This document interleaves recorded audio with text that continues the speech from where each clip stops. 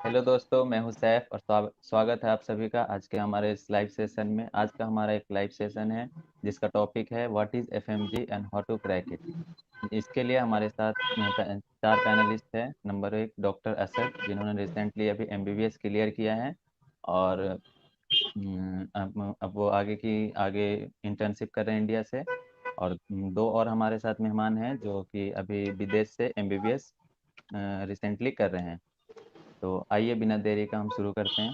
सबसे पहले मैं डॉक्टर असद आपसे जानना चाहूँगा कि आपने अपने इस जर्नी का शुरुआत कैसे किया, मेडिकल जर्नी का शुरुआत कहाँ से किया और आज आप यहाँ हैं, वो इसे आप कैसे देखते हैं? Hello, dear. Good evening to everyone. Journey. Myself, Dr. Asad, and I did MBBS from Russia, Kazan State Medical University.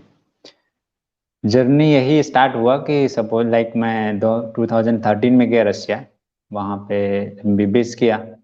बाकी तो पता ही होगा तुम लोग को कि बाहर से मतलब फॉरेन से इंडिया के बाहर से एमबीबीएस करना का जर्नी कैसा है, क्या रहते हैं स्ट्रगल वगैरह। बट तो हुआ फिर लास्ट 2019 में वापस आया इंडिया। उसके बाद एमसीआई स्ट्रगल स्टार्ट हुआ। MCI after attempt finally this time I have cleared it. Thank you. अब मैं अबू साले सिद्दीक से जानना चाहूँगा कि आप अपने बारे में बताएं, आप कहाँ से अपना एमबीबीएस कर रहे हैं? Thank you Mohammad Saifullah, my batchmate. आपने मुझे इनवाइट किया इस बहुत ही अच्छा इंटरेक्टिव सेशन थैंक एफएमजी के लिए। एंड मैं ढाका यूनिवर्सिटी से एमबीबीएस कर रहा हूँ, फोर्थ स्टूडेंट। सेकेंडली मैं कॉन्ग्रेचुलेशन देना चाहूँगा ब्रदर डॉक्टर असद भाई को कि आपने बहुत अच्छा फ्लाइंग कलर से अपने एफएमजी क्लियर किया। So looking forward for a great session. You. Now it's Meena, it's your turn.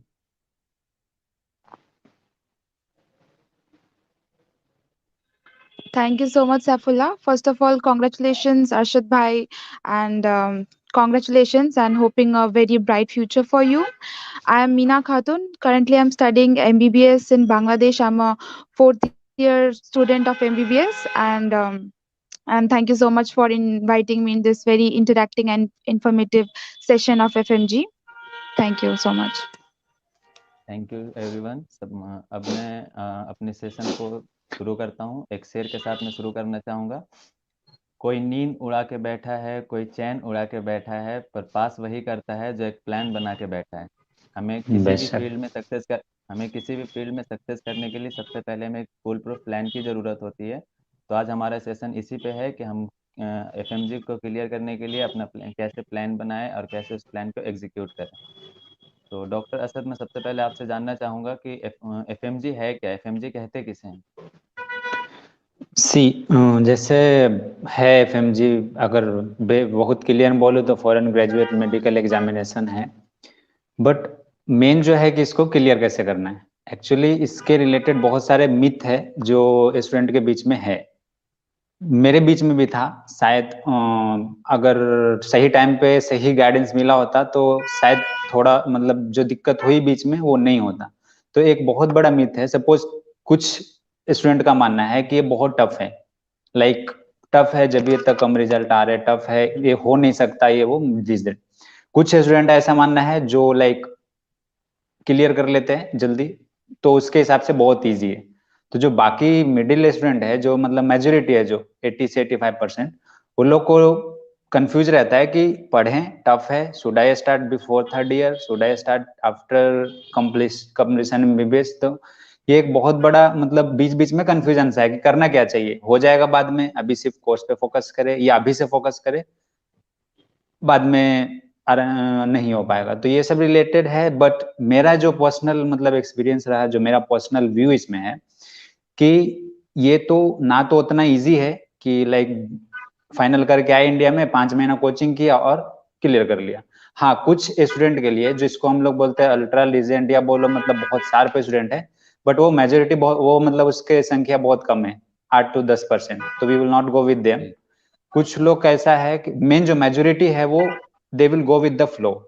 So the best time to start preparation for FMG according to me is fourth year.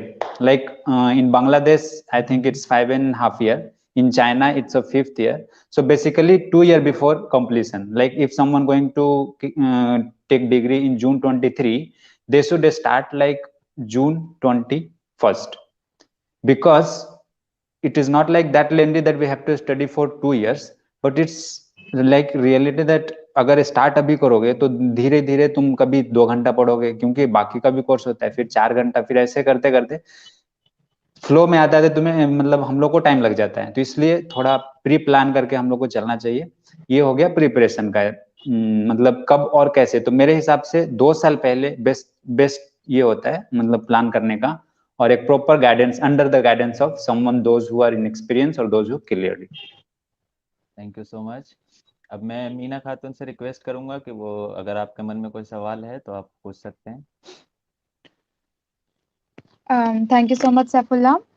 Doctor Arshad, मेरा question ये है कि I would like you to explain me the marking the passing percentage and marks distribution of FMG. Okay, so as I think most of us know that out of 300 we have to for passing we have to do like 150 marks. ये तो passing marks हुआ, but target should be 200 minimum. 200 का हमें target रखना चाहिए कि हमें लाना है उतना।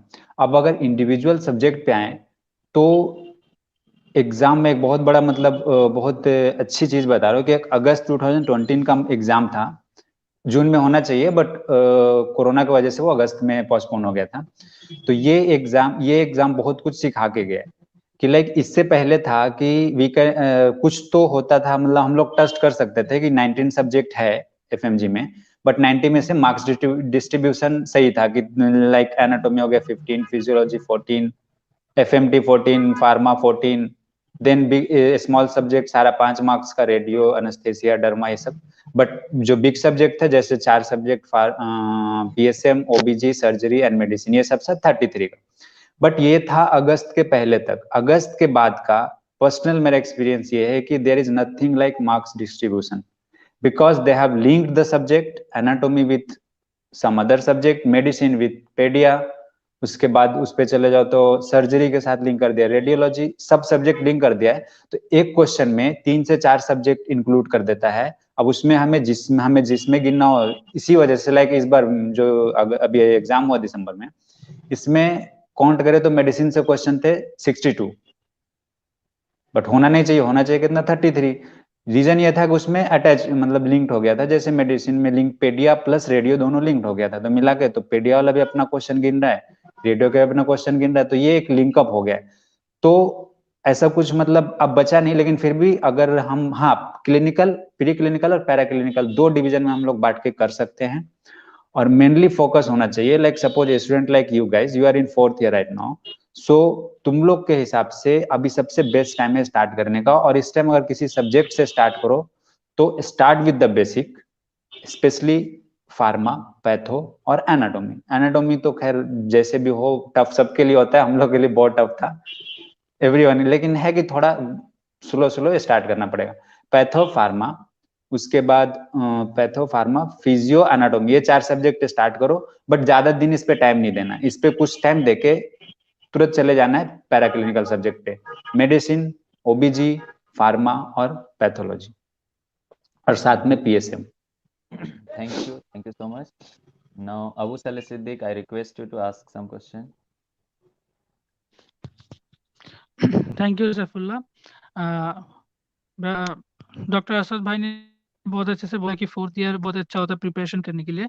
तो भाई मैं आपसे पूछना चाहूंगा कि एक माइंडसेट कैसे हम लोग को अप्रोच करना चाहिए, एक माइंडसेट होना चाहिए, क्योंकि हम लोग तो यूनिवर्सिटी के लिए पढ़ रहे हैं और एफएमजी पूरा ही मतलब अलग एक मतलब पैटर्न का एग्जाम होता है। सो हम लोग को अप्रोच क्या करना चाहिए, किस तरह से हम लोग अपने माइंडसेट बनाए कि यहाँ से एकदम पूरा एक दूसरा एग्जाम का पैटर्न के लिए जाना है, तो वो अप्रोच क्या होना चाहिए, किस तरह से हम जाए?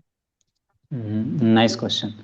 सी, जहां तक बात रही माइंडसेट की, तो अभी हम स्पेशली मतलब 4th ईयर और तुम लोग जैसे और भी तुम लोग एक ग्रुप में, उन लोग के लिए मतलब स्पेशली 4th ईयर वालों के लिए कि माइंडसेट अभी ना थोड़ा स्टार्ट करने पड़ेगा। सपोज देखो, फर्स्ट टारगेट तो रहना चाहिए अपना जो डिग्री का एग्जाम है, दोनों को बीच अलग अलग नहीं कर सकते। सपोज डिग्री को नहीं छोड़ सकते, वो तो तुम्हारा फोकस है कि हमें पहले वो चीज लेना है, बट साथ में एफएमजी को इग्नोर अभी से नहीं कर सकते हो, एफएमजी को भी साथ में लेके चलना पड़ेगा। तो मेजोरिटी ऑफ टाइम अपना उस पे दो, जो अपना तुम लोग का डिग्री का जो सब्जेक्ट्स है और कोर्स, कॉलेज कोर्स में, और माइनर टाइम कुछ मतलब जैसे बोला ना अभी 2 साल टाइम है तो स्टार्ट विथ 2 आवर्स। सबसे best part, make a group, make a group those who are serious for study, either 3 लोग का, 4 लोग का, 6 लोग का, जैसा भी तुम लोग कंफर्टेबल हो, एंड बी मोटिवेटेड। माइंडसेट का मतलब ही मोटिवेशन है, और मोटिवेशन का मतलब सपोज समझो कि अपने आप को वहां पे सोचो कि तुम आए हो और just you have with in 5 month you have clear the FMG. बिना किए एफएमजी का मतलब बिना एफएमजी का यहाँ पे एज ए वैल्यू 12th पास है, और ट्रस्ट मी सिर्फ 12th पास नहीं, people will treat you like you are a failure, you are like just foreign से किए हो, एंजॉय किए हो, ये क्यों, बट ऐसा कुछ है नहीं। हम लोग जानते हैं कितना दर्द झेले और कितना तकलीफ होती है वहां पे, कितना स्ट्रगल होता है। तो एक मोटिवेशन लेना पड़ेगा कि सी पता है मैं क्यों ये सेशन कर रहा हूँ, या फिर मैं क्यों बता रहा हूँ कि 4th ईयर से स्टार्ट करना चाहिए, क्योंकि our target should not be only like crack FMG, our target should be go higher higher, like NEET PG हो गया, अभी नेक्स्ट में हो गया नेक्स्ट, क्योंकि जब तक पीजी क्रैक नहीं करोगे, जब तक हम लोग पीजी क्रैक नहीं करते हैं, तो हम लोग लाइक एफएमजी और एमजी आईएमजी के बीच में ही रहेंगे।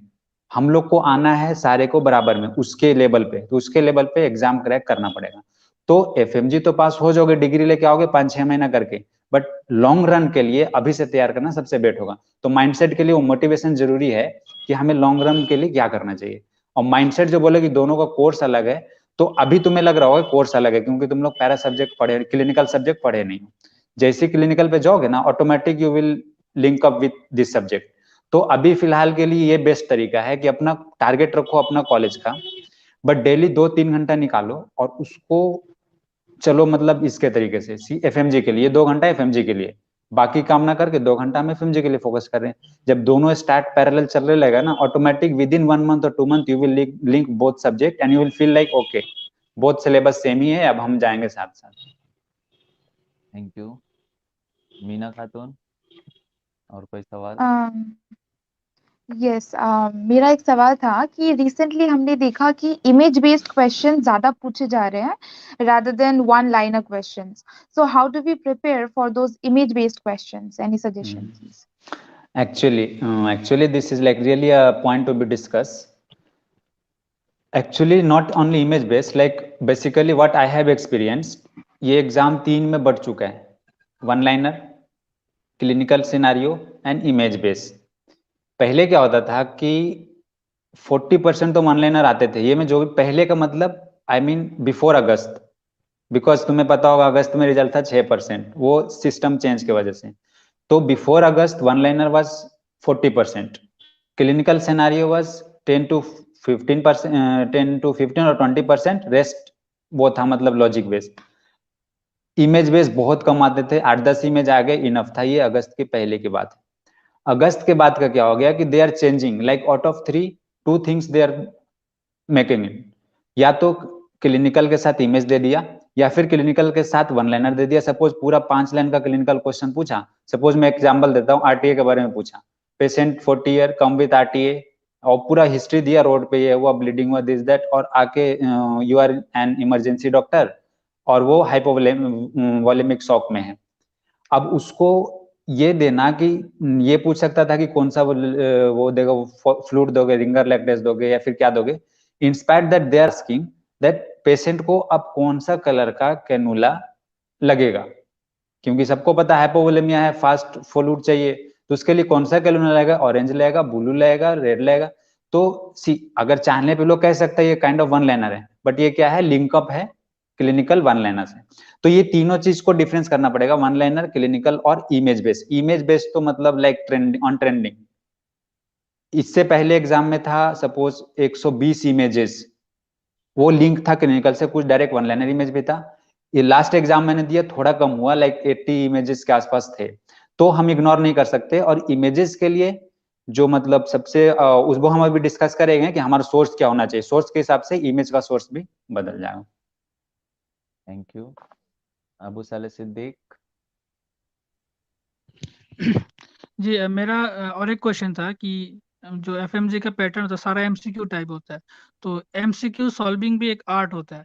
तो आपका कोई ऐसा कोई मतलब रूटीन था कि दिन में आप 10-20 फॉर आपने जो बोला 2 घंटा हर दिन देना है हम लोगों को, तो ये एमसीक्यू सॉल्विंग के लिए हमें 10-20-50 क्वेश्चंस कैसा गोल रखना चाहिए कि कितने एमसीक्यू पर डे हम लोग सॉल्व करेंगे सब्जेक्ट से?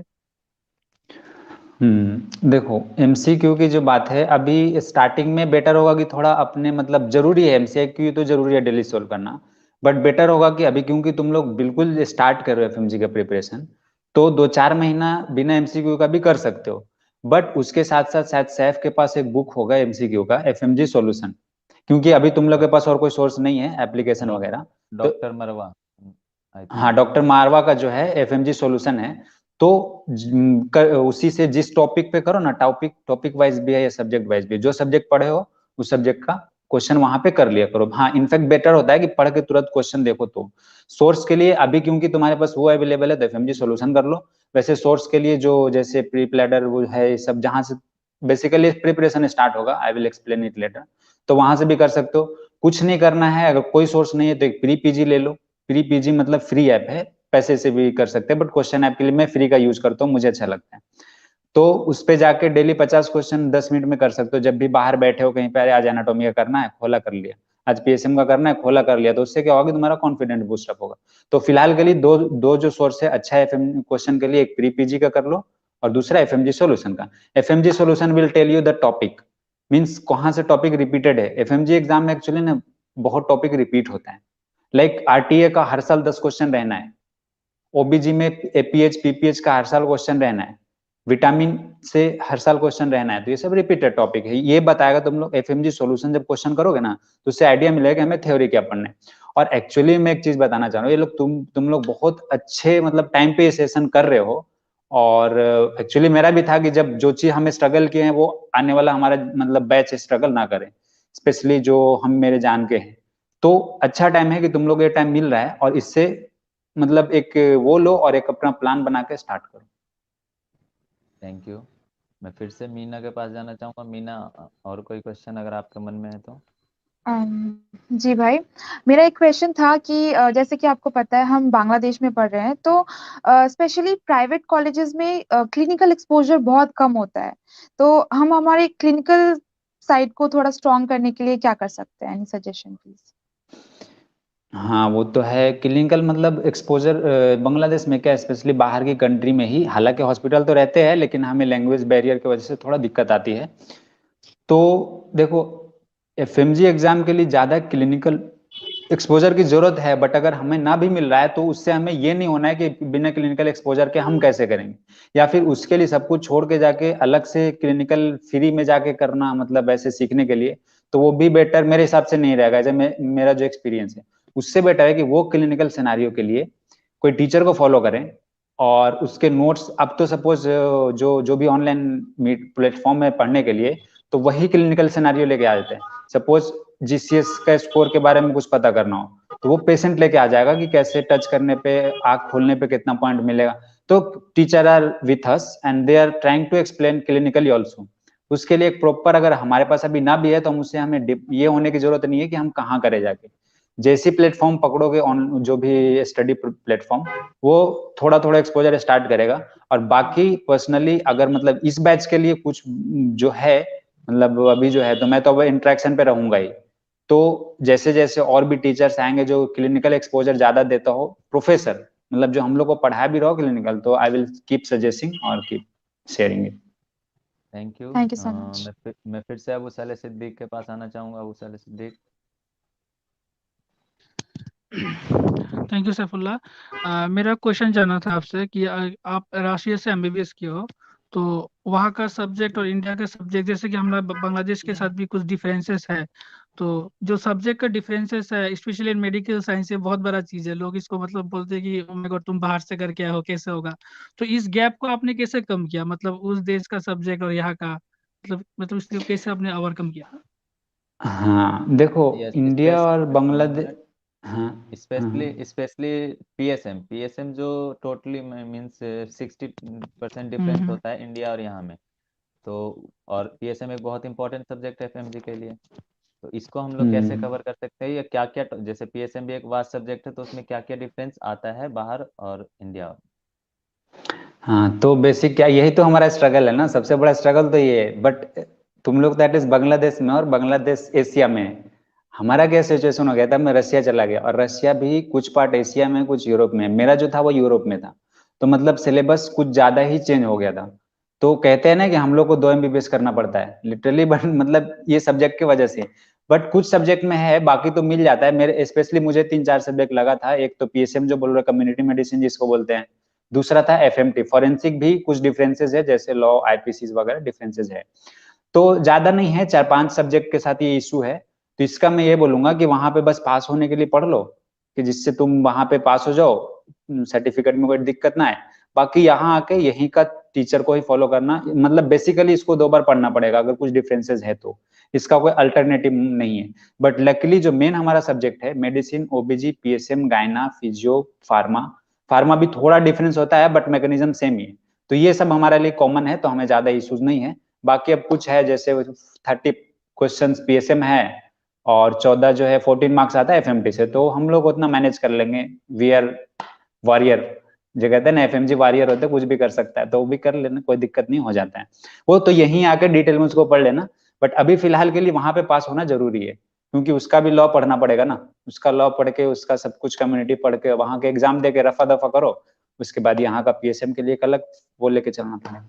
नहीं, फोरेंसिक तो हमारा लगभग सेम है, क्योंकि बांग्लादेश में फोरेंसिक जो भी आईपीसी है, आईपीसी फॉलो होता है। बट हाँ मेनली जो पीएसएम है, कम्युनिटी मेडिसिन, हाँ, तो उसमें क्या इससे क्या ये, डिफरेंस आता है? जैसे डिजीज हाँ वगैरह तो आई थिंक सेम ही होगा, तो डिफरेंसेस आते कहाँ पे हैं? नहीं, जिससे हमारा तो मतलब बताया ना, एशिया यूरोप का डिफरेंस था, तो हमारा तो पूरा अपोजिट ही सब्जेक्ट था। दोनों बिल्कुल डिफरेंस था, एक बिल्कुल नहीं था। कम्युनिटी मेडिसिन भी अलग था, और हाँ, एशिया की बात है तो ये चेंज नहीं। और स्पेशली बांग्लादेश, चाइना में जो है, इंडिया की चीजें ही फॉलो होती है कम्युनिटी मेडिसिन में, जहां तक मुझे नॉलेज है। तो यस। ठीक है, एक ओवरव्यू जाओ उसके थ्रू। उससे क्या होगा, वहां के थ्रू क्या होगा कि तुम्हारा चीजें क्लियर हो जाएगा। थोड़ा बहुत जो चेंजिंग हुआ, तो पीएसएम कम्युनिटी मेडिसिन ऐसा है ना, कि अगर हर 6 महीना पे चीजें चेंज होता है, हर 6 महीना पे डाटा चेंज होता है, तो हमें उसके लिए फिर से फिर करना ही पड़ेगा। तो वो 1-2 सब्जेक्ट मैनेज कर सकते हैं, कोई इशू नहीं। Thank you. मैं टाइम कम है, इस वजह से मैं एक लास्ट क्वेश्चन लेना चाहूँगी मीना खातून से।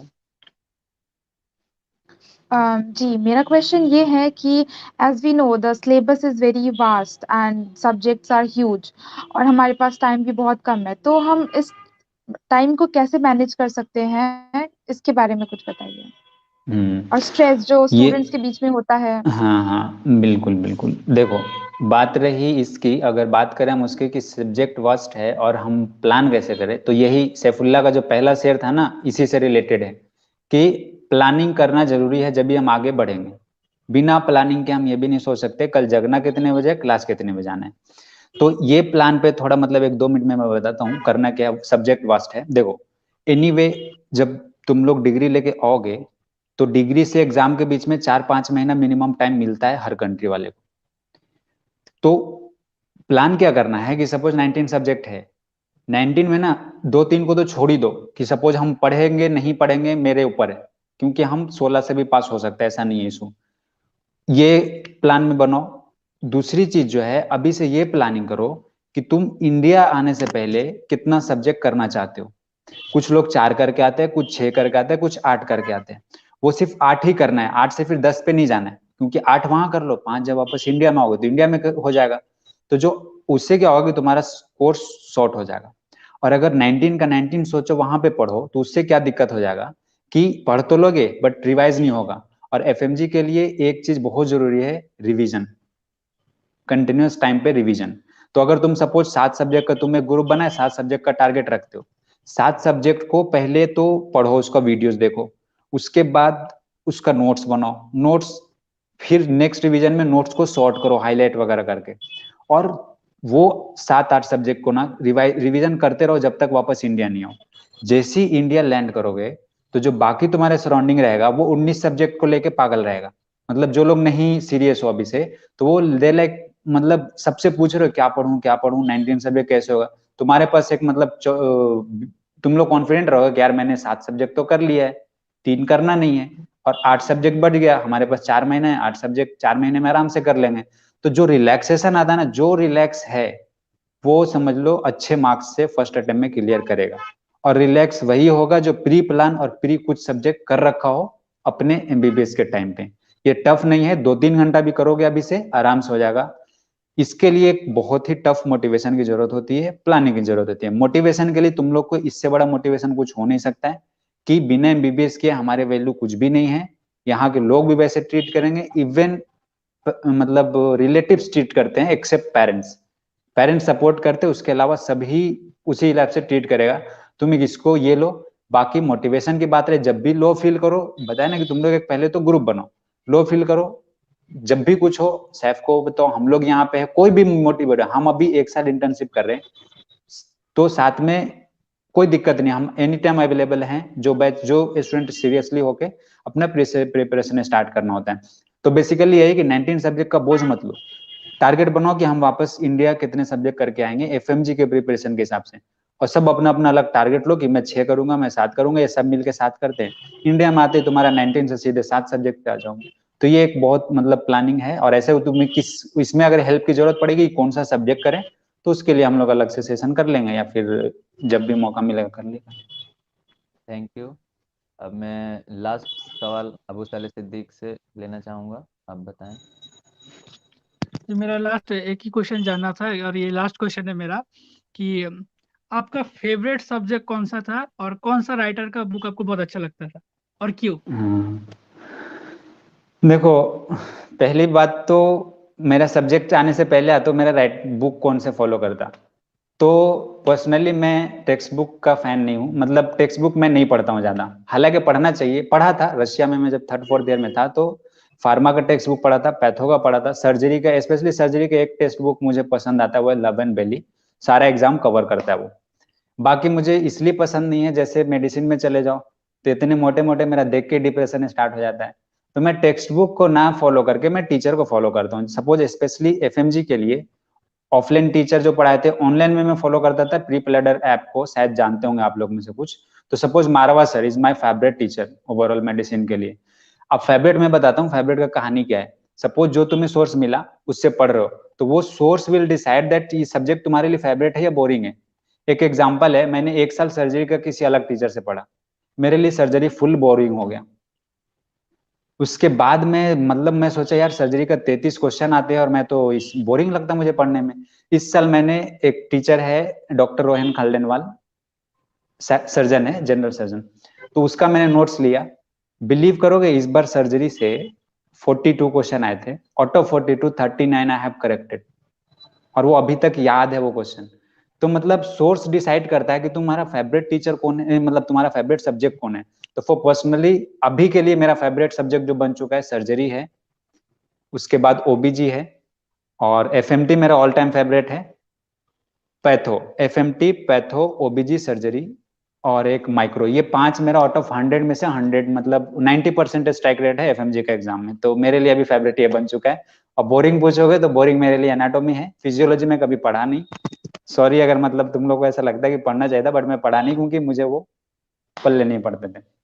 और लकली उससे 5-6 क्वेश्चन आते हैं, ज्यादा नहीं आते, तो इतना स्ट्रेस भी लेने का नहीं अगर कोई सब्जेक्ट फेवरेट नहीं है तो।